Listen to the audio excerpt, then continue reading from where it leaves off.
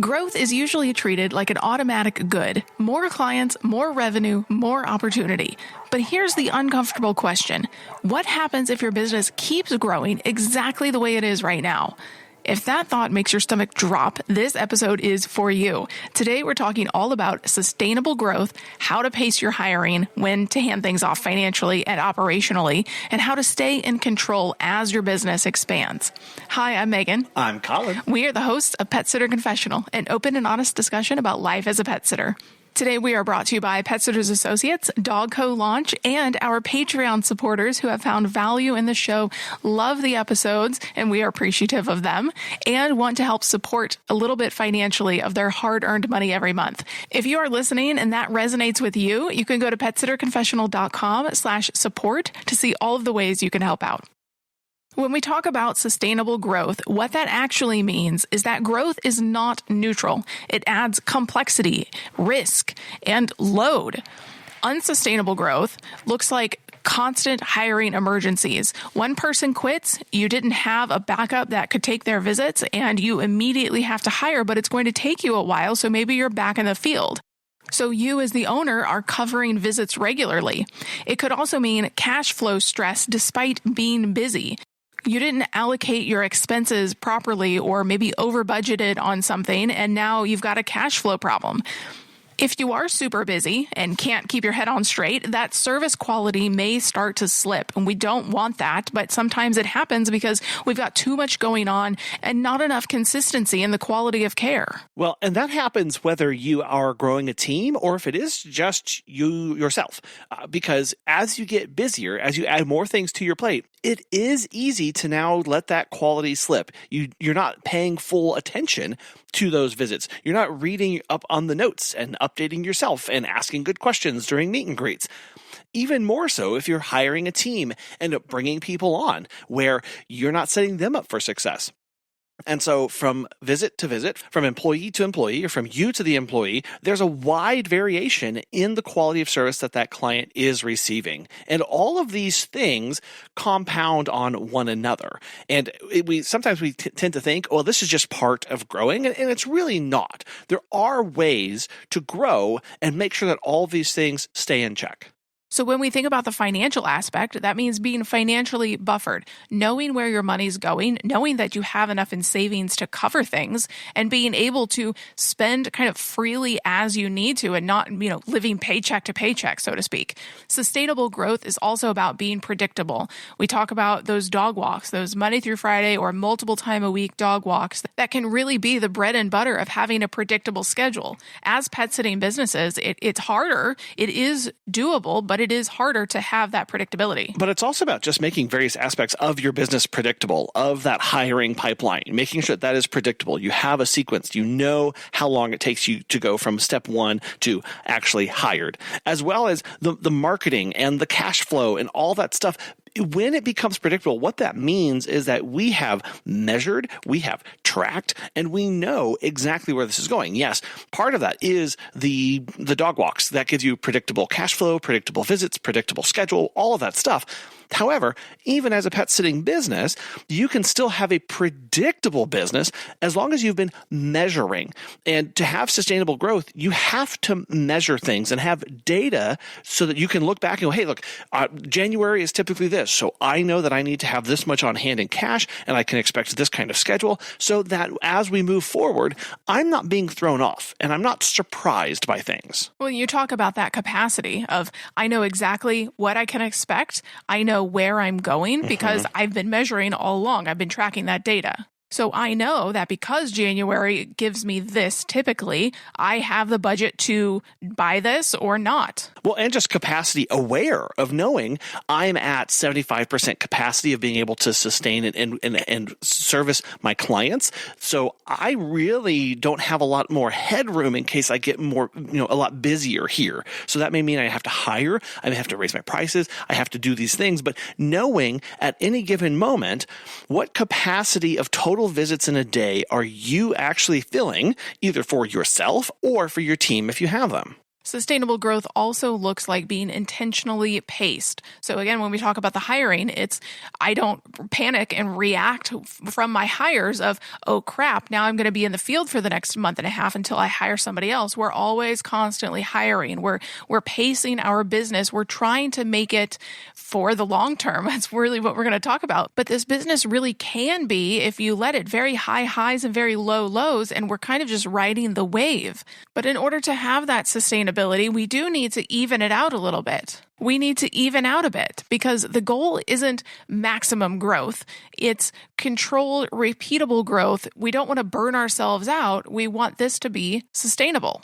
And one of those first problems that we encounter as a growing business is balancing getting new clients and having coverage for those. Really trying to figure out at what point do I need to hire before I'm hurting here? How do I keep pace? How do I balance out new client acquisition with actually being able to cover them?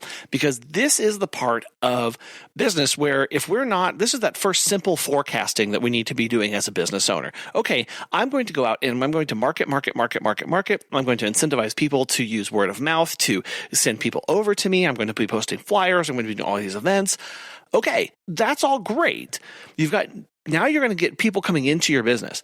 The next question is, how do I make sure I can serve them at all? How to make sure I can serve them? And then that next one is, how do I serve them well? Because the truth here is that most businesses hire after they're already in trouble. Well, and that usually starts from the very first hire of going, I have so much business, I'm having to turn people away. I don't want to be doing that. Or I'm so burned out from working 6 a.m. to 10 p.m., 7 days a week, 365 days a year. I don't want to do that anymore. So I need to hire. We're already in trouble. We're already behind the 8 ball here. And potentially going to make a reactionary decision of, okay, you're breathing, great, you're in my business, let's go. That's also why people will often advise when you hire one person, you actually need to hire 2 or 3. Because if you're taking a segment of your week, say Monday through Friday night times, and you want to offload that to somebody else, well, what if they want to take time off? Then you are back in the field for the time block that you didn't want to be doing in the first place. So you need not just one person, but multiple people. Yep. And that suddenly, now we have a problem because we are now backed into a corner of, does my hiring pipeline allow for me to do that and do that well?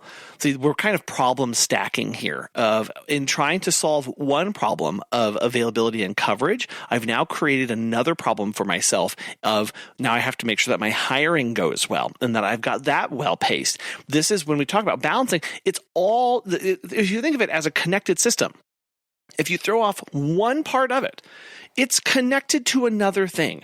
You will have a ripple effect throughout the business. And this is where oftentimes we don't see the problems until we experience a special or a unique level of growth or a unique scale in our business where it wasn't a problem before.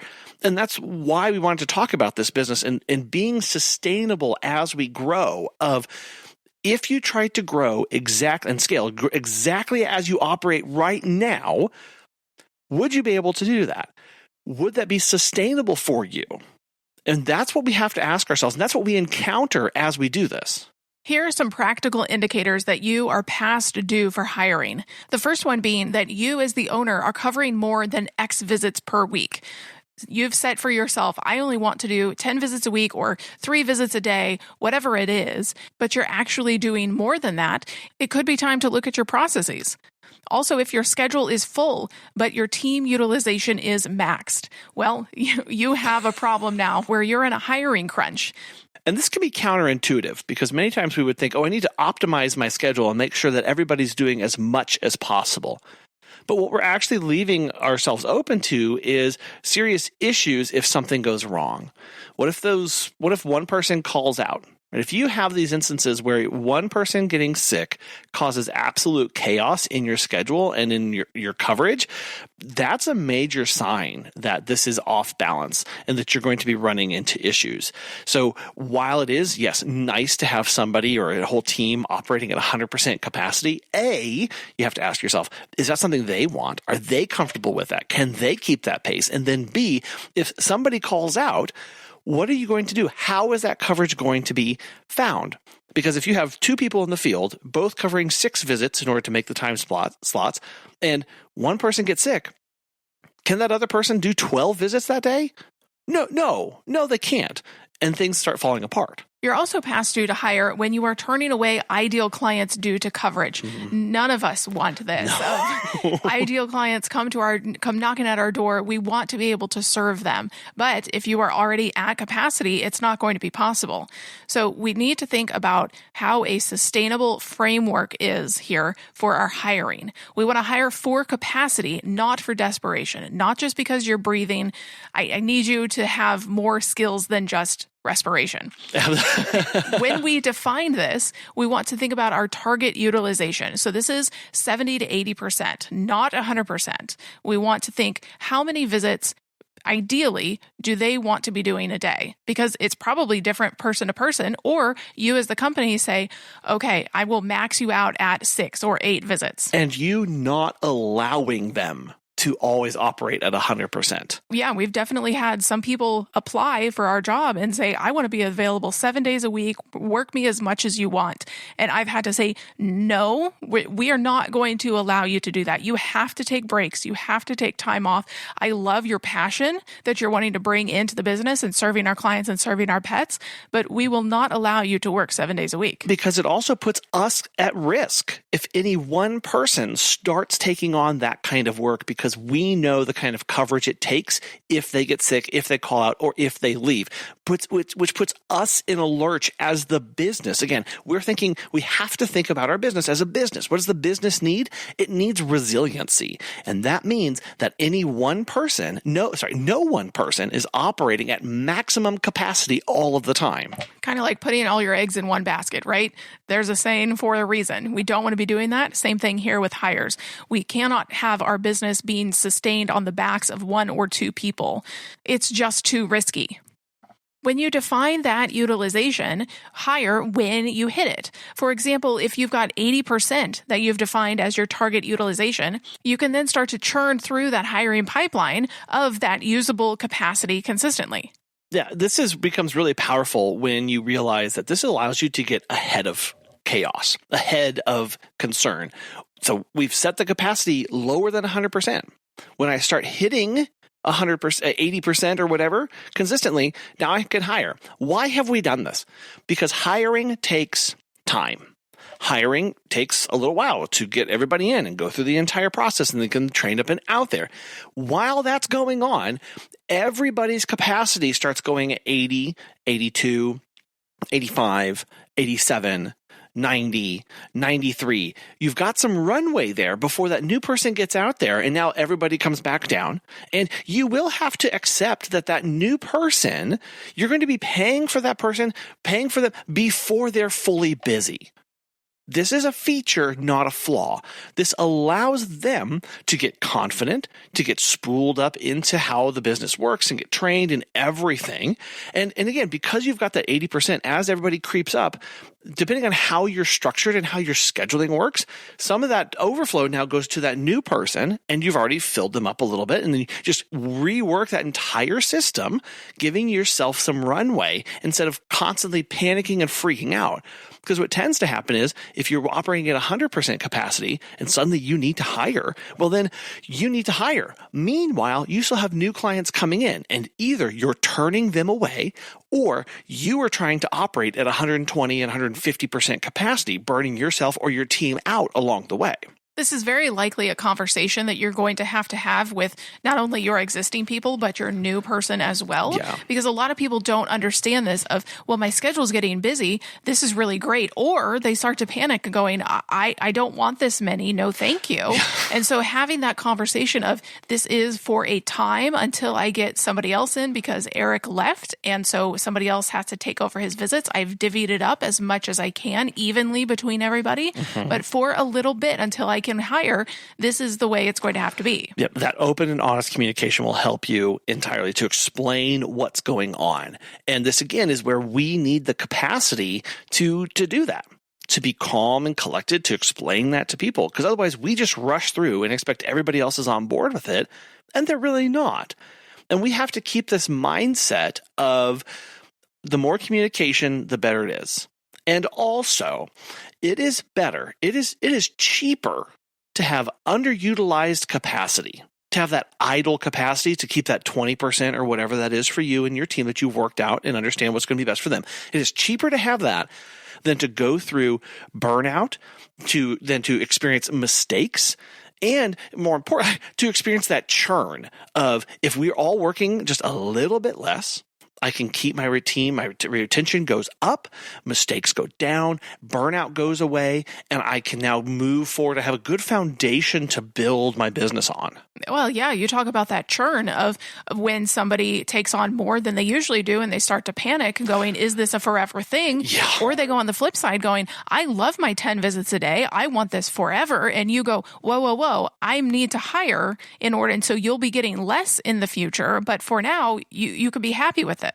We want to minimize that churn as much as possible. So having those open and honest conversations is important.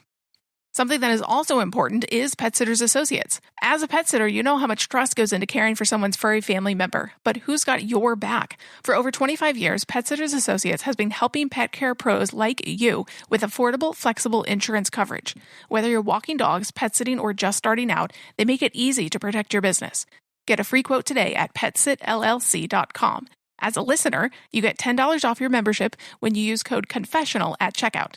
That's petsitllc.com, because your peace of mind is part of great pet care.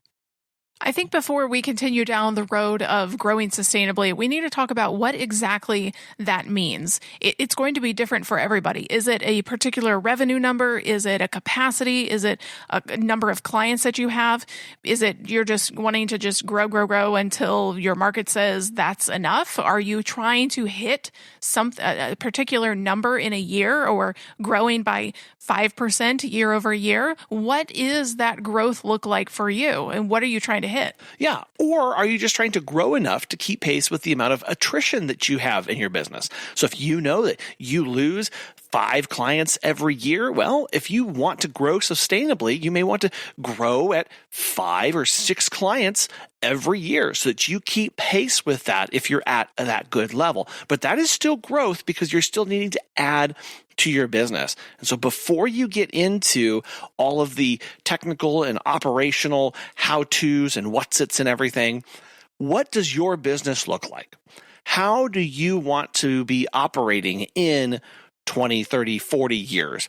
What kind of business do you want to sell to somebody? What kind of business do you want to hand off to a family member or a child, or just, wrap up and dissolve at the end of the day? What is that for you?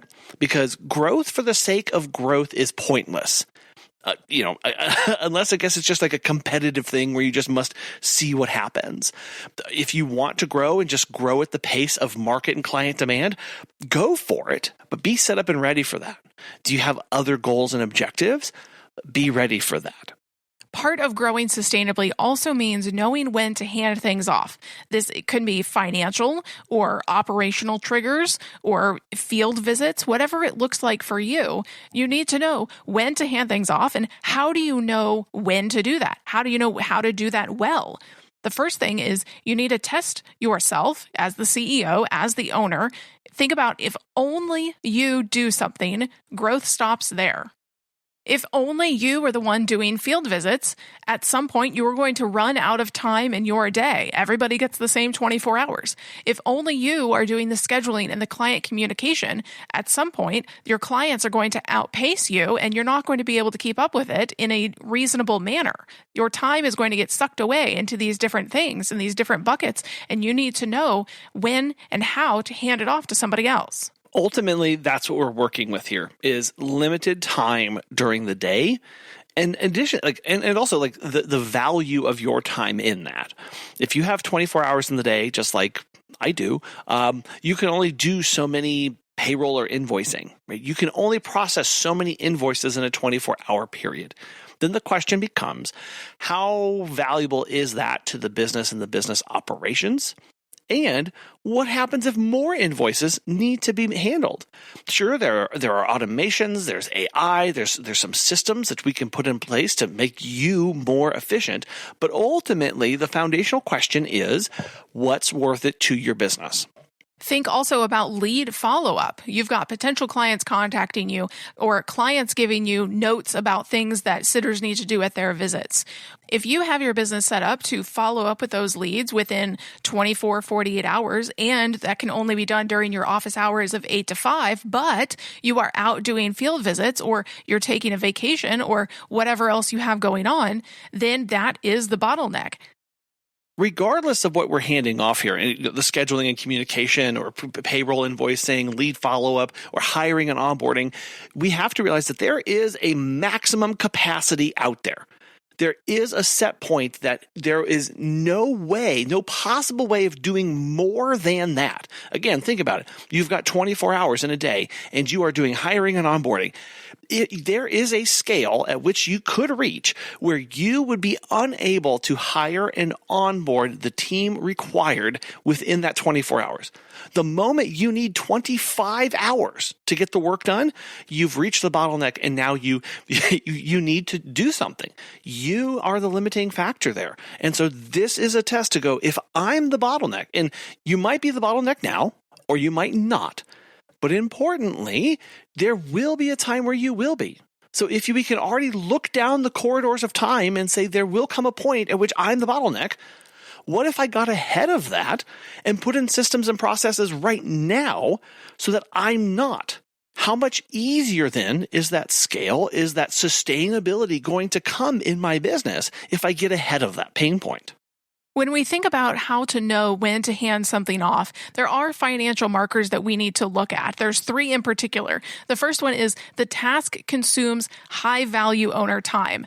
As the owner, you need to be doing the ship steering, the 30,000-foot view, the high-level marketing, networking, CEO time, admin time that we talk about. But if you can't do that because you are putting out employee fires or you're hiring or you're doing very menial tasks that are taking up too much of your time, then that is when you can hand something off. Well, and those tasks that are repeatable and documented, those pretty menial tasks, those are a good sign that financially it's ready to be handed off. Because if it's documented, if it's repeatable, it's going to go quickly. And doing that, having someone else do that will actually save you money because you're able to go and do other things. But there are real costs of delegating and handing things off. So we have to also look at whether the cost to delegate is lower than the lost revenue. Because this money has to come from somewhere in our business. And if I'm now paying somebody to do this, them not doing other work or this going to them, the outcome has to be more than the revenue going into it. Additionally, it has to be less than the growth stagnation of focusing on this. And don't sleep on this last one, but the cost to delegate has to be lower than the owner fatigue. That basically by delegating to this, it will help you be less fatigued. It will allow you to have peace, space, time, brain bandwidth back in your day, which will allow you to focus more on the business and be well rested as a person. And that's why it's so important to document everything that you do so that in time it can be handed off to somebody else. And it's an easy process and one that lifts you and allows you to have a lighter load. So the rule of thumb is if delegating costs 10 to 20% of the revenue it protects or unlocks, then it's usually worth it. And again, having the systems, having the processes, having the written documentation or the videos of this is exactly how we do this. I'm going to write it like I'm telling a kindergartner. Then it's going to make your life easier because you're not going to have to constantly be going back to that person going, why didn't you do this? Or why didn't you do it this way? You're going to have the systems to kind of hold their feet to the fire. Well, and Megan, you said 2 things there, that it protects or unlocks. So what's the protect part? Well, if you are currently doing something, you are currently posting to social media or your Google business listings, and you know that generates X number of dollars in new clients. Well, if you can delegate that to somebody and it only costs you 10 or 20% of the revenue brought in from that, then that's a good buy because that means now you have freed up that much more time to go out and do other things. or this unlocks part. Okay, so this could be something in your business that you're missing, you're not currently doing, and you're not generating revenue in other aspects. Or you've reached a set capacity where adding this person will unlock the ability to do more of something. Because they have a different skill set or they come from a different background and they're able to look at what you're doing and going, oh, we could change this and make it more efficient, or we could do it this way and cut out some things that are redundant we don't need to be doing anymore. Well, I mean, the first one that comes to mind is just the ability to do more visits. So at some point, hiring an employee. That unlocks more revenue potential in your business that wasn't there before. It didn't exist because no one was there. It didn't have the capacity to do. By hiring them, you now are able to grow even more. And if it costs you 10 to 20% in order to bring on that new revenue, that's the best way to do it. So a very practical question to ask yourself is, what am I doing that someone else could do 80% as well for less cost and would free me to do that high leverage work? That things like Megan, you talked about, like that CEO work, that planning, vision casting, all that stuff. What is there in your business that someone could come in at 80% of excellence? And again, you're going to train and work up and work from there. But if we could start out at 80% and work up for less cost, what is that? And then maybe that's where I need to focus in order so that I can sustainably grow. And now a word from Michelle with Dogco. What does it take to scale your pet care business? My name's Michelle Klein. I'm the founder of Dogco Launch, where pet care companies come to grow and scale. And I want to send you a case study of how one of my clients took his monthly revenue in just 1 year from $17,000 to over $73,000. And yes, that is monthly revenue, not annual. To get this case study and to learn more about Dogco and what we do and how we help companies, go to dogcolaunch.com/case study. One of the key aspects of growing a sustainable business is controlling the growth of the business instead of letting it control you. Oftentimes we don't think about this, especially when we're first in the business. We just want all the clients. We want to charge cheap prices, get all the clients, and then we find ourselves looking up, being burned out, not allowing us to truly control the business. As with everything in life, there are things that you can control with this, though. Intake pacing. So you may create a wait list or have a limited onboarding window or run a promotion for just a month to see how many clients you can get in the door and then close it off after that. Yeah, that limited onboarding window, this is something where you could say, okay, I don't want to be doing 1 million adventure hikes in my business, but I want a few of them. So I'm only going to enroll adventure hike clients in a 3-month window, and then I don't take on any more. And I can put them on a wait list. And this is you being able to pulse and pull that control growth and of the demand, really. Of you can sense, okay, how many people are requesting this? How many fast do my spots fill up? But you can pulse that and go, okay, now I can work on this and I'm not going to take on any more. So I can get a handle on how things are going, but I can pace that and control that a lot more than most of us really think is possible. You can also control the growth with pricing. If you increase prices, that will automatically slow that demand without saying no. You're going to turn off people who would normally be okay with your price, but because you increased, they say no, thank you. Yeah, the pricing lever goes both ways. If you want to grow uncontrollably, take your price to 0. You will be so busy you won't be able to spit. Now, if you go in the opposite direction and increase your pricing, this does have the impact of slowing and pacing that demand, because now you are hitting a price point that people have to seriously consider. It's more and more painful to their wallet, and they have to look for that increasing value that they get out of that. That's just part of that market demand and pricing. You may play around with a mix of service offerings. When you do this, you prioritize high margin services and low stress services. An example of this may be an extended visit of 2 or 3 hours. Your costs are already sunk and paid for in that first hour time window, because now going into the second and third, you're not having to pay for travel, you're not having to pay for wear and tear or gas or any of those things on your car, or if you have an employee, for them as that reimbursement to them. So now each additional hour that you're there has higher and higher margins. So trying to figure out, how do I book this? How do I prioritize? How do I market this and get connected with the people who actually want this? That will allow you to control the growth of your business better. You may be thinking of this for overnights, but in reality, you have a lot of labor costs going in there depending on your state. And this may not be a low stress service because you may be called at 2 a.m. because of something that's gone wrong in the house. So you do have to weigh your options here. Well, additionally, most people are not charging enough for an overnight to actually make it a high margin. It's not just high price, it's high margin. What percent profit is this service actually yielding you after you pay for all of the costs associated with it? A growth lever you can actually control is your geographic boundaries. Yep. Do not serve a 50, 100-mile radius. I understand that some people live in very rural areas where to get from one client to the next is 15 or 20 minutes. Yep. And that's, they have to do that, but obviously charge appropriately.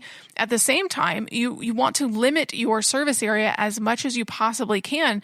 That not only creates efficiencies in your business, but it limits your growth as well and does it in a more sustainable way. And it does that because it limits the amount of people that your service is accessible to.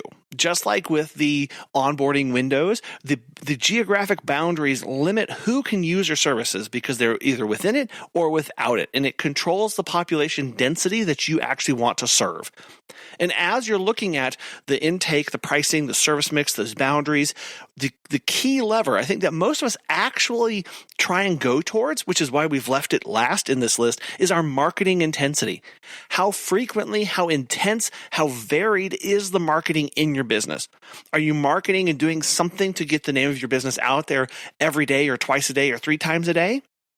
Or are you pulsing that and only doing it seasonally or quarterly? However, again, this is something that you can control because the more eyeballs that your business is in front of, the bigger that top funnel is, the more likely people are to actually use your service. As we narrow and reduce that frequency that they're encountering us, they're less and less likely to do that. Now, most of us would say, well, I want all the eyeballs and all of the intensity and all of that stuff. But sometimes you reach that point in your business where you need to actually restrict that down a little bit more so that you can handle and work on the other stuff, primarily the hiring, the training, the SOPs, all the back end stuff. Let me get that ready and in order so that I can open the funnel back up and I can do this well. Because the last thing that we want is for the business to be so out of control that things start slipping through the cracks and we're no longer good at the quality or the consistency of the services we provide. Some other sustainable growth tools you can have that really control the growth are to intentionally create friction in your business. So with meet and greets, some people do a Calendly and they have basically no barrier to entry. It's where's your ad, where do you live, and what pets do you have? And I'm going to show up and I'm going to take all the notes then, versus a lot more friction of you have to come into my software, you have to fill out a bunch of forms, you have to sign my contracts, you have to schedule the meet and greet, I have to approve your profile basically and say, is this a good fit for my company? This is a way that we can control growth based off of how many hoops we have clients jump through before they are in our company. Another intentional friction point are just policies. Let's be very honest with this. Having any sort of policy and procedure, guidelines for cancellation, booking requirements, all that stuff, that's friction for a client. Now, we like having that there because it protects us. We just have to recognize that that is friction for them using and coming into our business. And then, as we talked about earlier, having those capacity caps. Nope, I cannot take any more people on because I'm at my 80% capacity. I'm working on hiring. At that point, I'll get you off the waiting list and bring you back in. This can be very easily done during the holidays of creating that wait list. I don't want any new clients during the Thanksgiving and Christmas end of year holidays. I just want my predictable, sustainable, consistent clients. So I'm going to put them on a wait list and see you in January. Yeah, there's that seasonal throttling that I know a lot of pet sitting businesses do, where during the stable periods of the year, or it's kind of more predictable and more ho-hum, grow. And then during Thanksgiving, Christmas, New Year's, you don't add any new clients. Okay, you during those high stress periods, you say, I'm not taking on any new clients or anything. That's a seasonal throttling. That you were saying specifically during this time, the time window is no new clients may use us. This is a lever that Megan and I use in our business as well.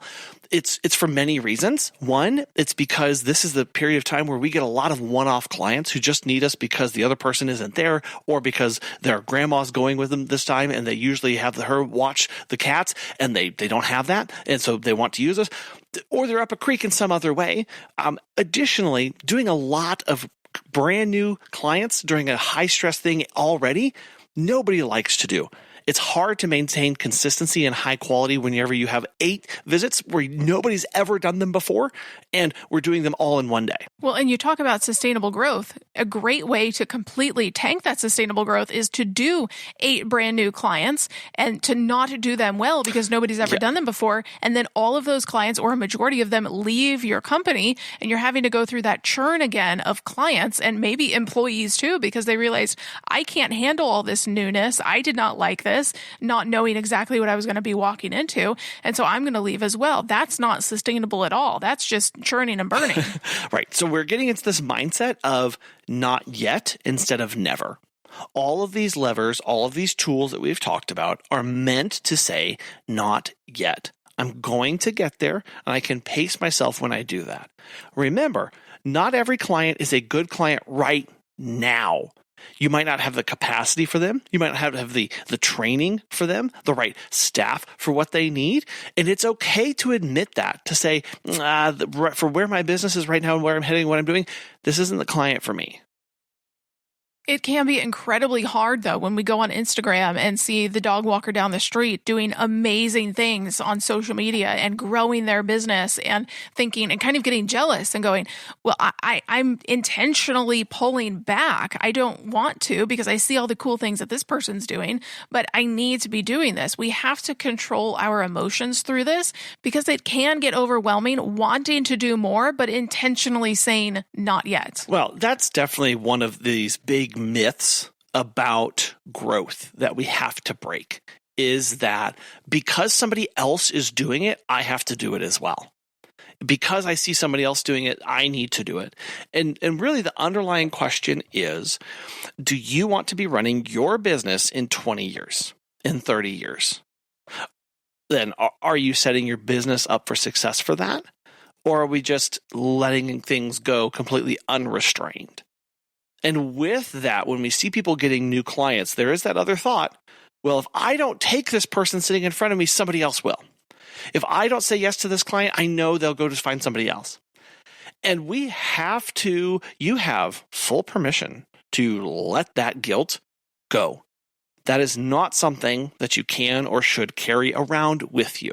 That is not going to allow you to sustainably grow. Because now I'm taking people and clients based off of an emotional reaction as they come through the door, instead of the logical fact base of whether I can serve them or not.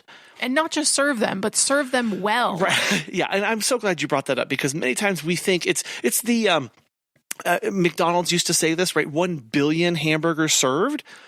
They never said 1 billion hamburgers served well or 1 billion amazing hamburgers. They were just, right? They just said, well, 1 billion, we checked that off the box and we served it and we're done. Quantity over quality. We don't want that.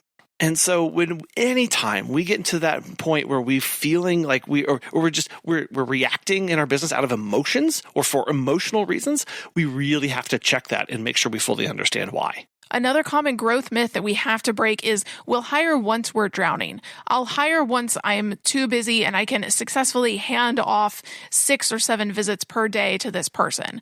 They'll want to be busy, so I can't possibly hire with no guaranteed hours. Well, we're here to tell you you absolutely can, because that's exactly how we started our second service area, with no clients and no hours. Well, and once you're busy, once you're drowning, who is going to have time to do the hiring and the training and the onboarding? Not you. Not you. So who is it going to be? And then if you do try and take that on, guess what happens? Your quality of service will suffer, and your clients will feel that. So get ahead of that and don't wait. Because then what we're trying to chase is this feeling of, well, I just have to be busy. And I'm busy, so that must mean I'm profitable. And this is the trap that business after business falls in, not just in dog walking and pet sitting, but many businesses. Especially those who don't track their numbers and have data to back it up. They think, well, I'm 20% up from last year. Look, I'm a $250,000, I'm a $500,000, I'm $1 million business. Surely I must be profitable. Look at all this money that's going everywhere. Yeah, if 97% is going to payroll, you are not profitable. Yeah, and then the other 3% is the other business expenses like insurance. No, you're not.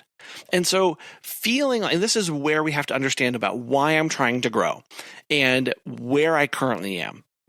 Because if I'm chasing growth for growth's sake, you're going to fall into this category of busy instead of profitable, instead of controlling those margins and watching those expenses and being careful and intentional about that. Because if you are not profitable with one service, you will never be profitable offering that service 1 million times. And that's a hard nut to swallow when we realize, oh my goodness, well, look at, I did 1 million of these dog walks. Surely I'm profitable now. No, you brought in a lot of money, but there's still nothing left over because of all of the expenses. 1 million hamburgers or 1 million dog walks sounds really exciting. Those are very sexy numbers. Growth should feel exciting, not uncomfortable. It often feels boring when it's done right. We talk about this sustainability. We don't want these high highs and these low lows. We want to be even keeled. We want to be not emotionless. We can have emotions, but we want to be relatively regulated. Yeah, I think of all of the industry titans like Caterpillar and Coca-Cola and these major billion-dollar organizations. Growth to them is boring because they have it planned and marked and designed out 20 years down the line. And can go, I'm going to grow 5% and 5% and 5% and 5%. And they know that. It's predictable to them. It doesn't have to be this white knuckle, roller coaster of a ride, thrill ride for us. That's not what growth is. Growth should feel boring because we have our numbers. We know it's predictable. We have the systems in place, and things, while still it may surprise us and we have to control and go through all that. It's not saying that we've got it all lined out. We know exactly what's going to happen, but having the systems in place and the data in hand allows you to step forward in confidence instead of freaking out at every step along the way. But I will say that there may be times where things do surprise you you have this 5% growth month over month, you are happy with it, you're sustainably growing, and you want to try something new. You want to, like we did, expand to a new service area or offer a new service or start a new partnership or do a new client initiative, and it really pops off and you do have this period of unsustainable growth because you've tried something new. I mean, these things do happen, and that's okay. Think about if your business doubled at its current pace and structure, would it survive or would it collapse? When you think about sustainable growth, it means fewer emergencies, being less reactive, more proactive, having better margins, having a stronger team, having you as the owner who isn't trapped inside the business that you've built. You are able to control it more. You have more freedom because sustainable growth isn't about getting bigger faster. It's about expanding capacity before that demand overwhelms your systems or your people or your cash flow. If this episode resonated with you, feel free to share it with a friend. We thank you for taking your most valuable asset, your time, and listening to this today. We hope it was helpful. We'd also like to thank our sponsors, Pet Sitters Associates and Dog Co. Launch. We will talk with you next time. Bye.